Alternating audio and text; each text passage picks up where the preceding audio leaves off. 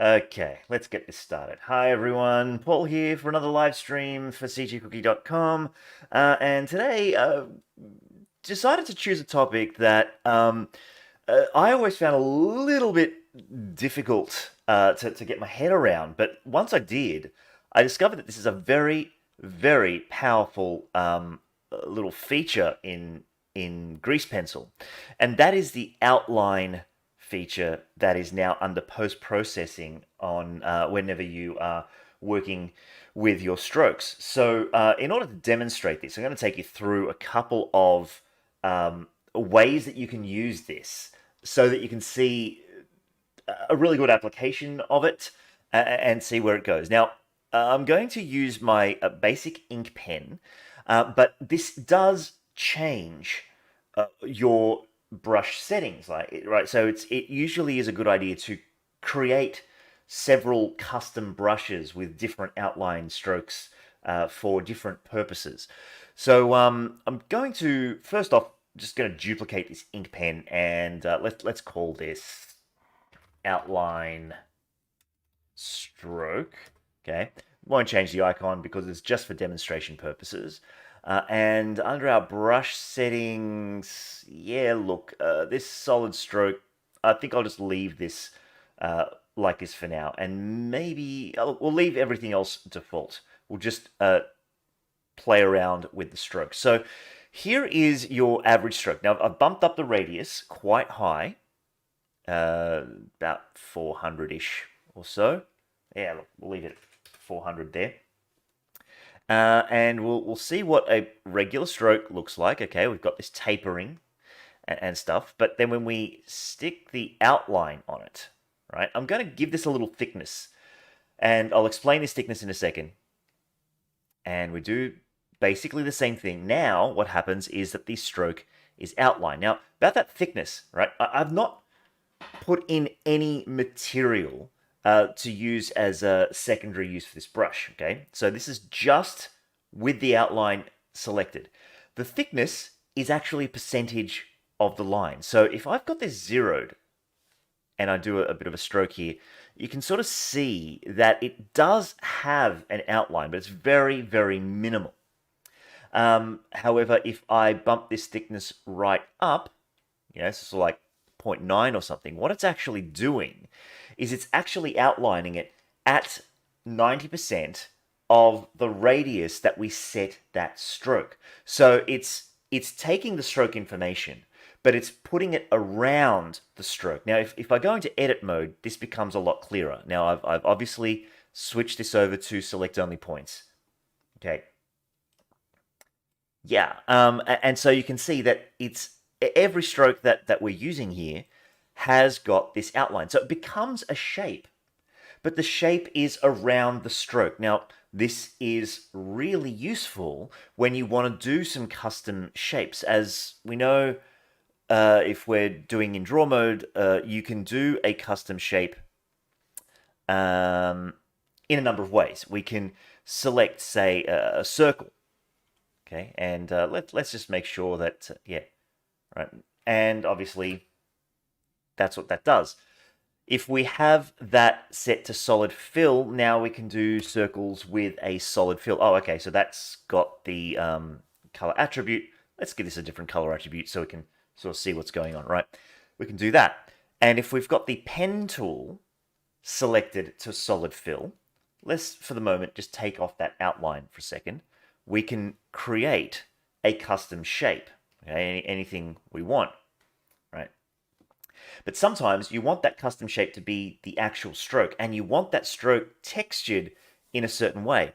Obviously, sometimes you could do, say, a stroke with a texture. So let's go and select a texture that I've created. Live streams. Let's use this comic noise texture, right? And if we did that, we've got this texture on there. And I'm trying to figure out why the outline stroke is better at doing this for a second. So just hold on a second. I'm just going to go solid here, and I'm just going to delete this lovely abstract art that I have created. And if my name was rhymed with schmanksy, I could probably sell it for a lot of money. So here we go. Outline stroke. We've got the solid stroke setting. Okay. This is the difference. Okay. So let's say we had this texture going, and we wanted to blend the texture in, add a color. We want to blend that in a little bit, and we drew this texture in like so. Okay. You can see that texture runs along the UV of the stroke. Okay. It doesn't actually sort of make some sort of a patch. Okay, and when we're in edit mode, you can see the dots that make up that stroke. All right. The alternative now is let's just pin solid stroke so that we don't confuse the outline, because now what we're going to do is we're going to select a solid fill, right? And we're going to select outline. We're going to set this to solid fill.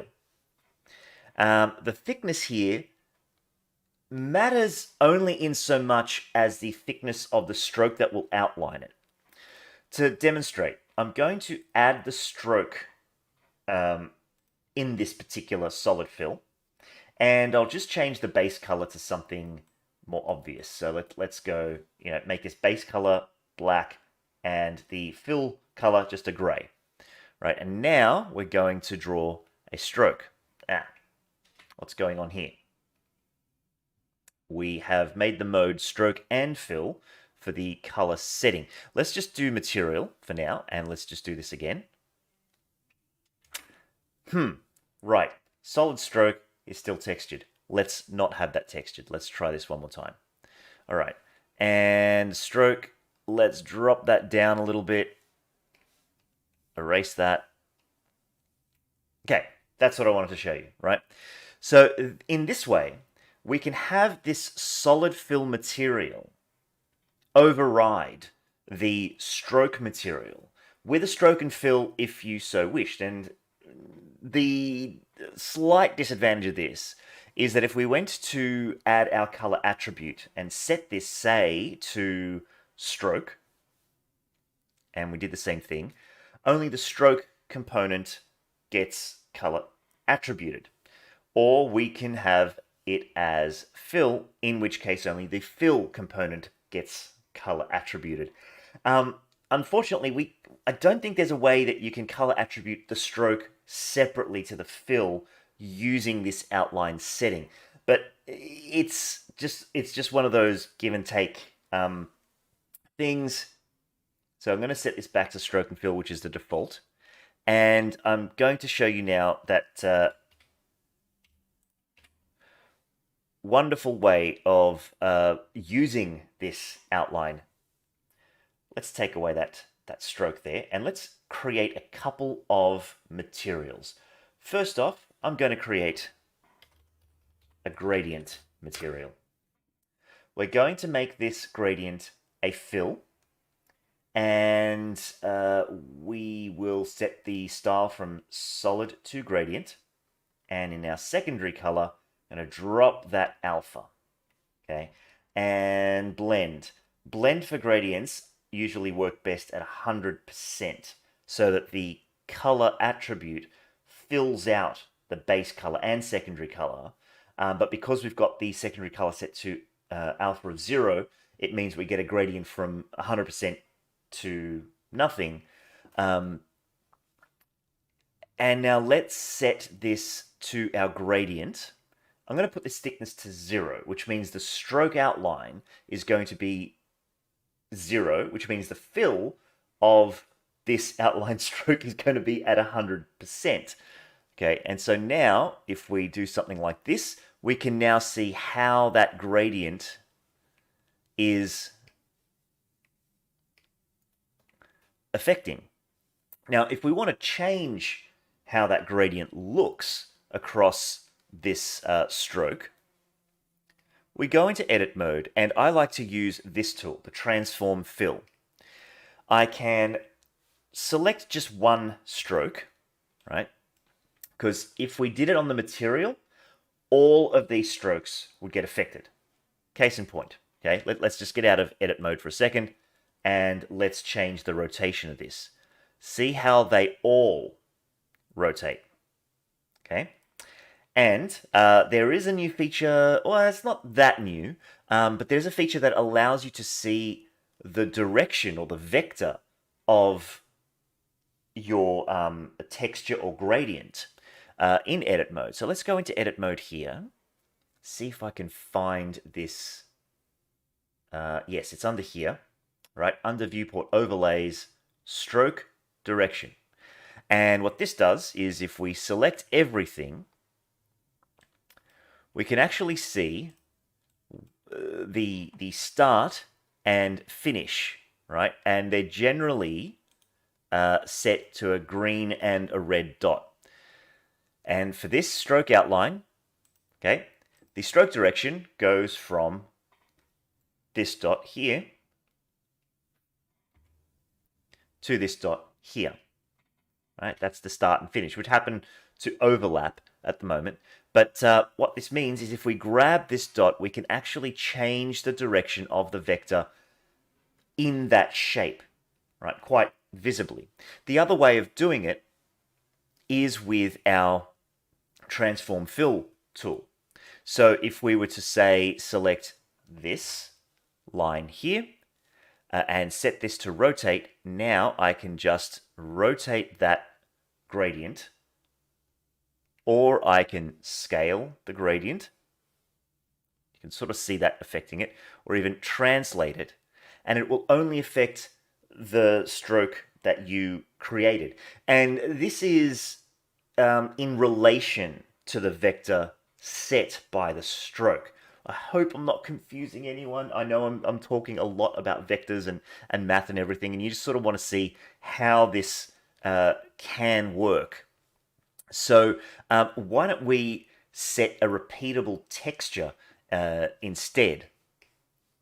Okay, and so what I'm going to do is I'm going to leave this stroke gradient. I'm going to call this stroke gradient, and I'll duplicate this so that we can have a stroke. Let's call this halftone, because I have a wonderful halftone texture with an alpha channel that is going to work really, really well. Now that I've duplicated this brush, okay, I've got stroke gradient, stroke halftone. I'm going to add another material here, and this is going to be a fill material set to texture, and I'm going to select not this halftone texture because that will just be black and white, but the halftone with alpha. And you'll see why in a minute, because remember that doing a color override, like a blend mode, means that the color attribute will fill everything. And so if you have an alpha channel, you get the desired effect. So I'm going to bump that blend right up, but leave everything else at default. Okay, base color can be whatever you wish. I'm just going to leave this at black. And now I'm going to change my outline material from gradient. Oh, I didn't give this material a name. It's going to be material. Now let's call this half tone, right? So now when I draw with this brush, we should get this halftone texture. And again, the location, well, it's not really necessarily on a repeating pattern, but the rotation and even the scale of that halftone can be set either in the material settings, which I'm loath to do these days because the transform fill works so much better. So I can take this scale and I can scale this. Come on, scale for me. Damn it. Right, okay, so the further away okay, so then that scales that way. We can rotate that halftone to whatever we wish. And because this is sort of a solid shape, I mean, in edit mode, you can really see how ugly it looks, right? It's a horrible big blob of a stroke, but it fills in our halftone. So where does this come in handy? Well, let's say we have a picture from another tutorial and we wanted to do some shading that is in halftone. So I'm going to just disable the original shading. I'm going to add another shading layer. Let's go shading half tone. Right? I think you can see where this is going.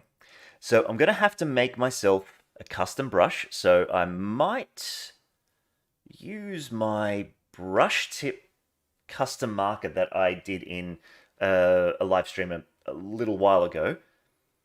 Note to self, when you're watching this back, Paul, add these links into the YouTube channel so people can find those particular live streams. Yes, we'll do that. And I'm going to duplicate this brush tip marker, and I'm just going to call this brush tip HT for halftone. Right. I'm going to keep that solid stroke pinned, but I'm going to create a new material. So let's go add material, new halftone. And you're really going to like this because, well, you know what? I don't want to spoil it. Let's bring in that halftone material there. Let's bump that blend right up to 1.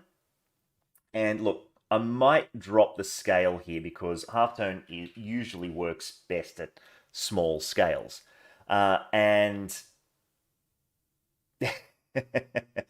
shading halftone is my layer that I'll be working on. Now, what did I have on this? I had this masked, so that would be a good idea. Let's mask that shading halftone with our mask layer.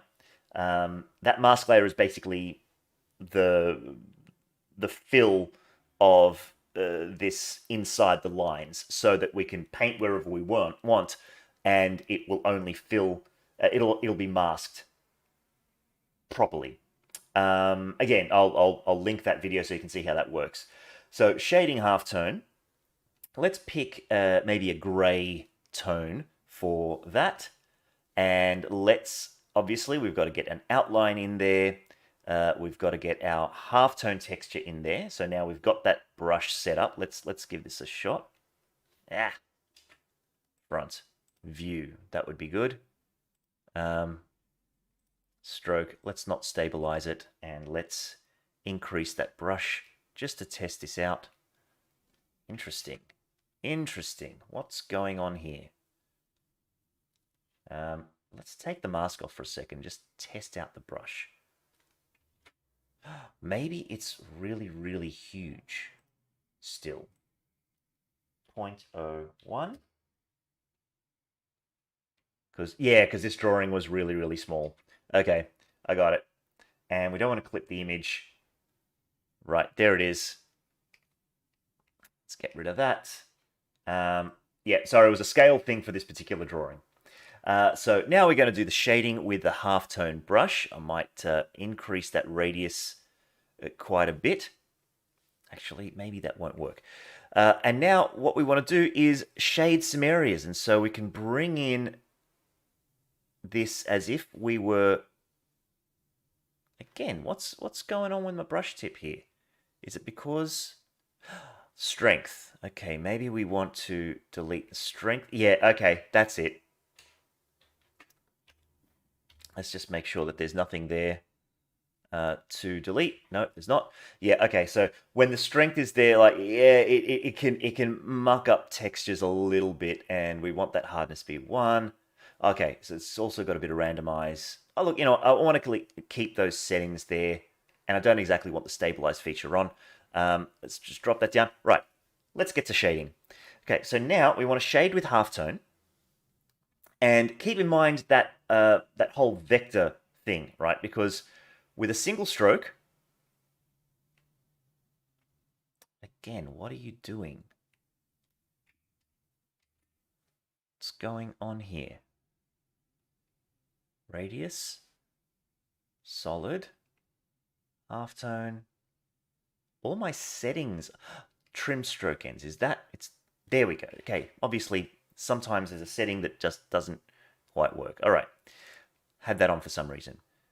Okay, all right, we've got that halftone. Let's bring that mask back. Now that's masked correctly, and so now we can halftone a few things as we want. But what you'll notice is that the halftone doesn't sit in the correct vector every time because the vector changes stroke to stroke.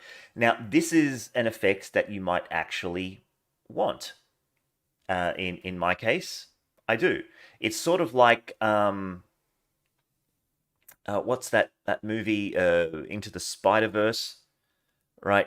This is where we can get some really interesting overlaps, right? The other way of doing it, of course, is to make a huge, big shape with the halftone and then just use this as a masking thing.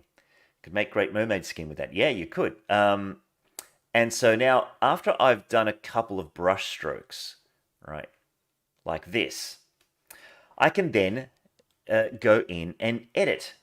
So I can grab, let's just go connected only, grab certain points and edit that brush stroke a little bit. Okay. Ah, right. It changed the vector a little bit because the beginning and end of that vector is obviously changing as well. I don't like these round ends, unfortunately, but you know, it's just something that we have to live with. So, and I want this to be rather small, so I'm going to scale that. Ah, come on. Gotta move it from the center. Is it scaling? Wish there was like a dial for this texture fill. Oh my gosh, this is going to take forever. Have I run into a problem here? Yes, obviously. Okay, it's scaling from the center. Maybe I've got to go all the way out here. So why is it? It's not doing the scale the way I want it to. Probably because I'm working on a really, really small scale here. So, but anyway, you can see how this now works, right? And you can then, you know, again, rotate the particular halftone that you want.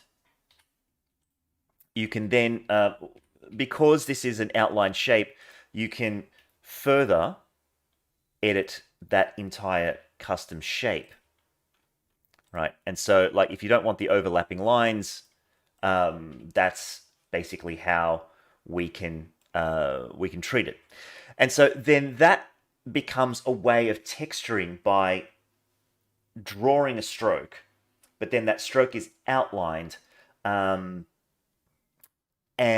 filled in with a texture. And of course, that also works for gradients. So let's throw in a shading gradient layer. Oh, I hope this isn't spam. Okay, shading gradient. Let's set that to multiply again. Oh, also that halftone can be dropped a little bit as well. Shading gradient. Right. Let's make that gradient texture that we did before. Is it not scaling because of your pivot point? Possible. That could possibly be it. Usually it's because it's on a global. I'll try that out. I'll try that out in a second. Let's just quickly make this fill gradient with no alpha, full blend. Right, gradient. Let's go into our draw mode. Let's duplicate this brush tip and call this gradient. And we'll give this a color attribute. Yeah, I've done these warm tones. I want something a little bit more obvious, like this red. And now let's test this gradient material out first without a mask. No, that's still got that. Right, sorry. Yeah. Stroke, halftone, gradient. Okay. It's there. Ah, right, because the gradient is... Yeah, so I should have done this in the other demo one. Let's scale this all the way down. There we go. This is a really tiny drawing. I forgot about that. I was working with centimeters. Okay, so that's working. Now let's put a mask on that gradient, mask layer, and now we can do things like, let's say we want a gradient on these lips. Let's just edit where that gradient lives. Global, local, cursor. Will this change? Our view. Okay, that seems to be working a little bit better. Let's increase that gradient. Okay, there we go. So we got this gradient that we can now. Oh, sorry, that's rotate, not translate.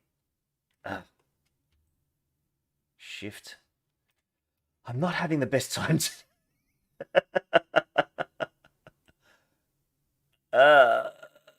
Okay, it's because it's a really tight gradient. So let's maybe go with. Okay, there we go. So we can really mess around with that and get a gradient fill on here. But again, the stroke gives us the basic shape, and then we can mess around with the rest of that particular gradient, which is, what am I trying to do here? I'm trying to get it to just gradient fill a little bit. I think you get the idea. Sorry, guys. Okay. So, look, that's a couple of uses that I had thought of for this particular tool. And obviously, the strength comes when you're adding textures and things like that. And then you've got this custom shape that you can just scratch in, fill in with some halftone or some texture or whatever for your shading. That's how I would use it. But look, I hope I've demystified this tool a little bit because it is... Oh, yeah, that's the other thing. Again, with the thickness, when you haven't got a stroke component to this thickness, this is what happens when you increase that thickness. Let's just go all the way up to 1, and let's just paint this in, right? We now get these gaps, all right? And what's happening is it's sort of like putting an invisible stroke around it and sort of like closing that in. So that's something to keep in mind. So usually, if you want to do a texture that's quite full, right? Did it have the gap? Yeah, it did, actually. Yeah, it won't add that kind of outline to it. That just might be a problem that you run into when using this tool. So that's a little bit about the outline tool. I'm sorry the demo wasn't, really awesome. But I think you get the idea behind this particular tool. And because it modifies your brush, depending on what you want to do with that brush. So if you do want a halftone fill brush, I would suggest you make that a separate brush to, say, a gradient fill brush or a solid fill brush. Because every time you change that attribute, it basically overrides the brush that you've used. Let's see if I can do this as a case in point thing. We go stroke and we go solid fill, right? And then, look, if you just want to, look, it's not awful, but I'd tend to use a different texture for a different brush. So anyway, Hope that was a little bit enlightening for you, and now you can go ahead and use this new attribute in Grease Pencil. So thanks again for joining me today, and I'll be back again next week with another live stream. Okay, bye for now. And where is the off button? Ah, there it is. End stream.